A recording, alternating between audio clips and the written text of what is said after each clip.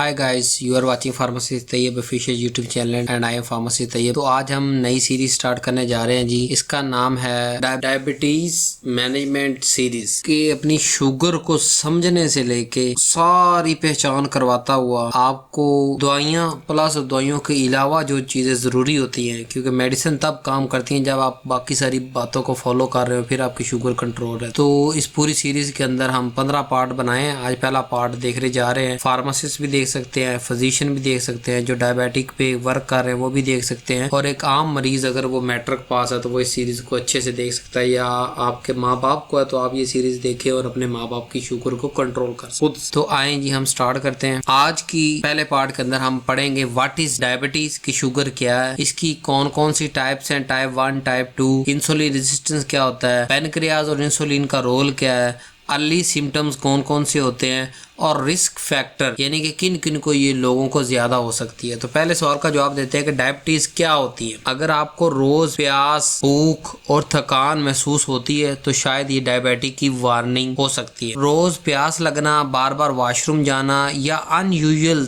थकन सी, ये सब डायबिटीज की वार्निंग साइन हो सकती हैं। डायबिटीज असल में एक मेटाबॉलिकल डिजीज है जिसमें हमारी बॉडी शुगर को ठीक तरीके से यूज नहीं कर पाती। नॉर्मल बॉडी में होता क्या है कि इंसुलिन नाम का एक हार्मोन होता है, लेकिन डायबिटीज में या तो इंसुलिन बनता ही नहीं या बॉडी उसको एक्सेप्ट नहीं करती। इससे ब्लड में शुगर बढ़ता चला जा रहा होता है, जो कि एक साइलेंट डैमेज स्टार्ट कर देता है। हार्ट, किडनी, आई और नर्व्स को डैमेज करता है। डायबिटीज दो मेजर टाइप है। टाइप 1 जिसमें इंसुलिन बिल्कुल नहीं बनता, टाइप 2 जिसमें इंसुलिन रेजिस्टेंस होता है। अच्छी खबर आप लोगों के लिए ये है कि डायबिटीज को कंट्रोल किया जा सकता है डाइट, एक्सरसाइज, मेडिसिन और टाइमली चेकअप के साथ। सिर्फ मेडिसिन नहीं है, डाइट, एक्सरसाइज और टाइमली चेकअप के साथ आप अपनी शुगर को कंट्रोल रख सकते हैं। तो अगर आप सिम्टम्स फील कर रहे हैं, आज ही अपना शुगर टेस्ट करवा सकते हैं। दूसरा हम जरा जो है वो टाइप्स को जरा डिटेल से देखते हैं। टाइप 1 टाइप 2 थोड़ी सी तो हमने पढ़ ली कि टाइप 1 के अंदर जिस्म इंसुलिन बिल्कुल नहीं बनाता,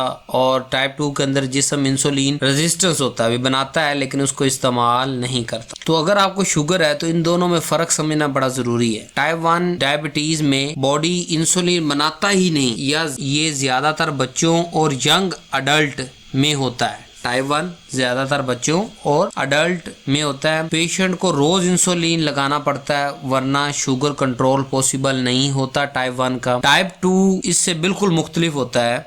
इसमें इंसुलिन तो बनता है लेकिन बॉडी उसे यूज नहीं करती। इसको कहते हैं इंसुलिन रेजिस्टेंस, जो कि अगला टॉपिक है हमारा। लेकिन जरा सा टच दे लें, ये ज्यादातर जो टाइप 2 है 30 प्लस एज या वेट गेन होने के बाद, वजन बढ़ने के बाद, फैमिली हिस्ट्री या लाइफस्टाइल से रिलेटेड है। दोनों टाइप डेंजरस तब बनती हैं जब शुगर कंट्रोल ना हो, तो आपका हार्ट, किडनी, आई और नर्व्स डैमेज होना स्टार्ट हो जाती हैं। इसलिए आपको कौन सी डाइट टाइप है आपको ये पता होना जरूरी है, और उसका रेगुलर चेकअप, डाइट और एक्सरसाइज और दवा टाइम पे लेना जरूरी है। तीसरा टॉपिक देखते हैं जी कि इंसुलिन रेजिस्टेंस क्या होता है। इंसुलिन रेजिस्टेंस या शुगर बढ़ने का नंबर 1 वजह क्या इंसुलिन रेजिस्टेंस ही है। डायबिटीज रीजन क्या है जी आपके ज़हन में, वो है इंसुलिन रेजिस्टेंस। इंसुलिन एक की तरह होता है जो ग्लूकोज को सेल का दरवाजा खोल के देता है। यानी इंसुलिन एक चाबी है जो सेल के दरवाजे को खोलती है ग्लूकोज के लिए, ताकि ग्लूकोज इस्तेमाल हो जाए और एनर्जी बन सके। लेकिन इंसुलिन रेजिस्टेंस में सेल इंसुलिन को पहचानता ही नहीं है।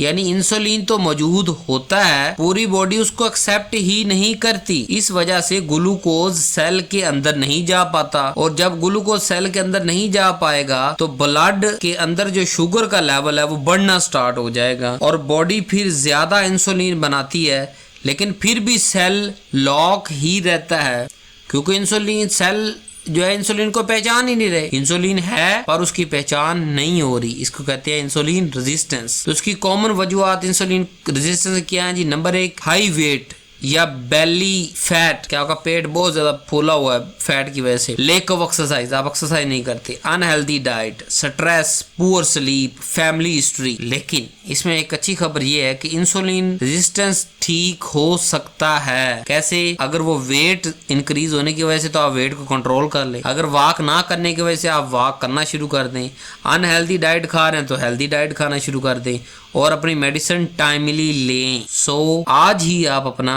ब्लड शुगर का जो HB1AC जरूर चेक करवाएं ताकि आपको पता चले कि आपका कितने अरसे से शुगर बढ़ी हुई है या वो कंट्रोल में है।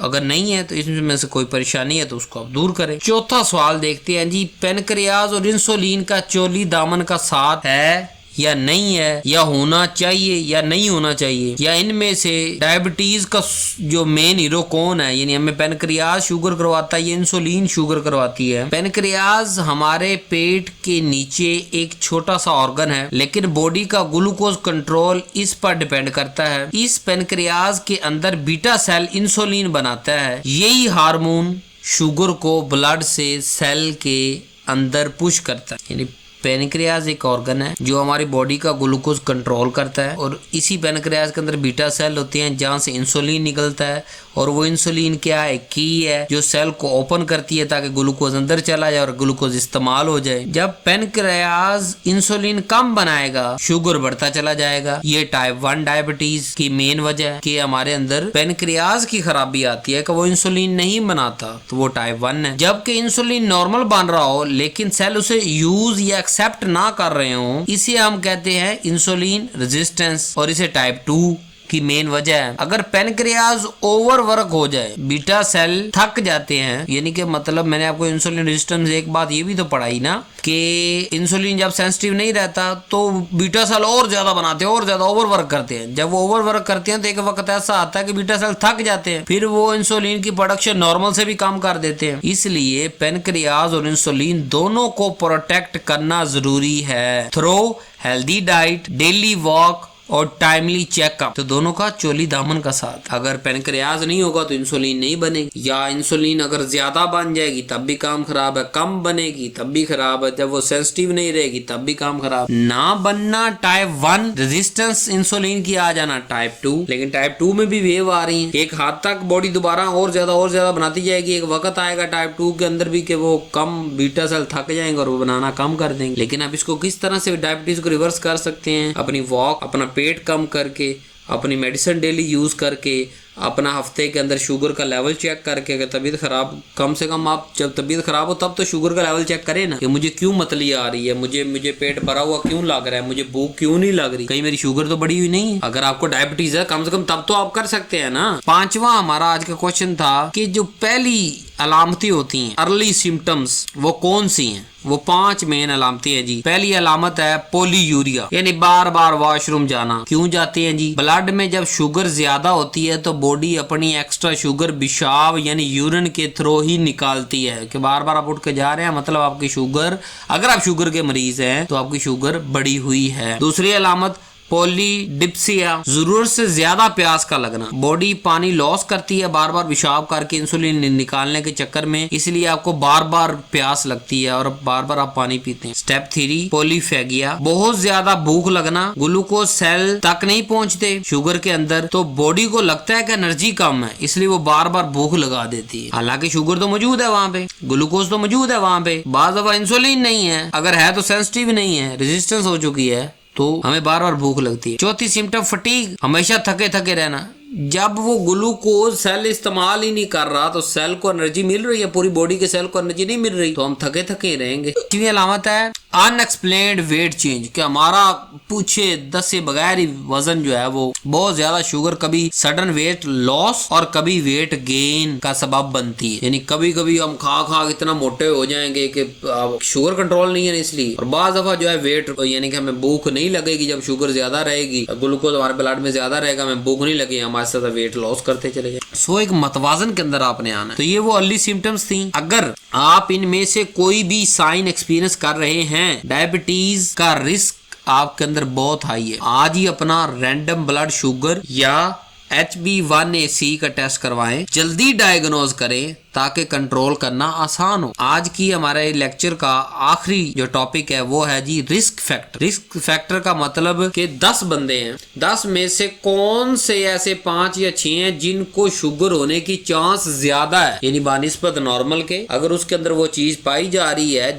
जो रिस्क फैक्टर हम पढ़ेंगे, अगर वो उस बंदे के अंदर पाए जा रहे हैं तो उसके अंदर शुगर होने का चांस ज्यादा, तो उसको फिर प्रोटेक्शन भी तो ज्यादा करनी चाहिए, अपनी केयर ज्यादा करनी चाहिए कि शुगर ना हो मुझे। आए देखते हैं जी रिस्क फैक्टर कौन कौन से होते हैं। नंबर 1 जेनेटिक, यानी अगर आपके जीन में डायबिटीज की टेंडेंसी है तो रिस्क ऑटोमेटिकली बढ़ जाता है बानिस्बत ऐसे शख्स के जिसके जेनेटिक के अंदर शुगर, खानदान के अंदर अगर आपके शुगर नहीं है तो आपको शुगर होने के चांस बहुत कम है। अगर हैं तो फिर एक फैक्टर तो आपका ऐड हो गया है ना कि आपको हो सकती है। नंबर 2 फैमिली हिस्ट्री, अगर माँ बाप भाई या बहन को डायबिटीज है तो आपका रिस्क 2 से 3 टाइम ज्यादा होता है। मतलब एक ऐसा है जिसके माँ बाप किसी को शुगर नहीं है, उसको 3 गुना कम रिस्क है कि उसको शुगर हो। हाँ, अपनी वो बात एहतियाती करे, वजन बढ़ा ले और दूसरी जो हम चीजें पढ़ के आए हैं वो उसकी तरफ चला जाए तो हो सकती है, उसको भी, किसी को भी हो सकती है। लेकिन अगर फैमिली हिस्ट्री है तो 3 गुना ज्यादा चांस है आपको शुगर हो सकती है। तीसरा रिस्क फैक्टर लाइफस्टाइल, कम चलना, ज्यादा बेड पे रेस्ट करना, ऑयली फूड खाना, जंक फूड खाना, कोल्ड ड्रिंक पीना, ये सब इंसुलिन रेजिस्टेंस के सबब बन सकते हैं। और आपको मैंने पढ़ाया टाइप 2 इंसुलिन रेजिस्टेंस की वजह से होती है कि आपके अंदर इंसुलिन तो बन रही है लेकिन ये वो चाबी है इंसुलिन जिसने जाके सेल को खोलना था और ग्लूकोज ने अंदर इस्तेमाल होना था। जब ये बंद तो रही होगी लेकिन रेजिस्टेंस आ जाएगी, ठीक है, आपके खानदान में नहीं है मतलब, लेकिन आपने ऐसा लाइफस्टाइल अडॉप्ट किया कि आपके अंदर होगी शुगर, तो कुछ चांस तो है ना, चाहे 3 गुना कम चांस है लेकिन आपकी इस हरकत की वजह से, लाइफस्टाइल की वजह से वो चांस बढ़ गए। जिसका लाइफस्टाइल सही है उसको शुगर होने के चांस बहुत कम है। चौथा फैक्टर ओबेसिटी, बेली फैट, क्या आप बहुत ज्यादा मोटे हैं, आपके पेट के अंदर चर्बी ज्यादा है, या मोटापे की डेफिनेशन में आते हैं वो, जैसे हम वेट और हाइट का तनासब निकाल के हम कहते हैं ना कि ये ओबीज है, ये जनाब अली ओबीज से भी आगे गुजर गया है, ये extra over double triple obese है, तो वो भी आप अपना रेशो भी चेक करें कि आप मोटापे यानी आपके कद के हिसाब से आपका कद और आपका वजन क्या मैच करता है। अगर आपके कद के हिसाब से आपका वजन मैच करता है तो it's okay, you are a normal person guy, आपके अंदर रिस्क फैक्टर कम है। अगर आपके कद के हिसाब से आपका वजन बहुत ज्यादा हो चुका है, बहुत ज्यादा का लफ्ज इस्तेमाल कर रहा हूं, तो आपके अंदर भी पॉसिबल है कि टाइप 2 हो जाए, क्योंकि ये सारा जो लाइफस्टाइल आ रहा है ये तो टाइप 2 ही है ना, इंसुलिन रेजिस्टेंस है। यानी इसका मतलब क्या है कि रिस्क बढ़ता है अगर आप डेली वॉक नहीं करते, स्ट्रेस बहुत ज्यादा लेते हैं, स्लीप पुअर होती है, स्मोकिंग या अल्कोहल भी यूज करते हैं। अगर ये फैक्टर आप में मौजूद हैं तो शुगर हाई होने का स्ट्रॉन्ग चांस आपके अंदर मौजूद है। बेहतर यही है कि अभी से स्क्रीनिंग अपनी करवानी शुरू करें, यानी रैंडम ब्लड शुगर आप अपना चेक करवाते रहें वक्तन फवक्तन, हर साल, 2 साल, 3 माह, 4 माह, 6 माह, वजन आपका बढ़ रहा है अगर तो, या बहुत ज्यादा सडन लॉस हो रहा है तब भी HbA1c का टेस्ट करवाते रहें ताकि आपको वक्त पे शुगर डायग्नोस हो सके और आपकी शुगर को कंट्रोल करना आसान हो। तो सीरीज की समझ आ गई। फार्मेसी सब ये सीरीज क्यों सुनेंगे, एक तो आपका क्लिनिकल के सब्जेक्ट के अंदर शुगर मैनेजमेंट आती है, डायबिटीज, वहां आपके काम आएगी। फिर अगर आप शुगर के पेशेंट के जो है वो डायबिटीज असिस्टेंट काम करेंगे तब भी आपके काम आएगी। पंजाबी उर्दू में इसलिए समझा रहा हूँ ताकि सारी चीजें आपको याद रहें।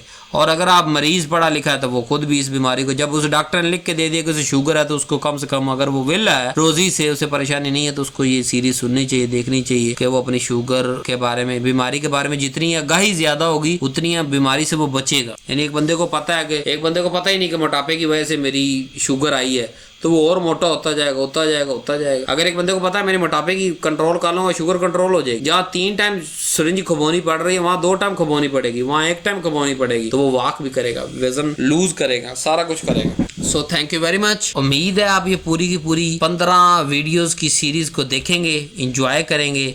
आज थोड़ा इंट्रोडक्टरी था, इंशाल्लाह कल से थोड़ा शॉर्ट वीडियो होगी और डायबिटीज मैनेजमेंट सीरीज के नाम से ये आपको पढ़ा रहा हूँ। Thank you very much, love you so much, Allah Hafiz.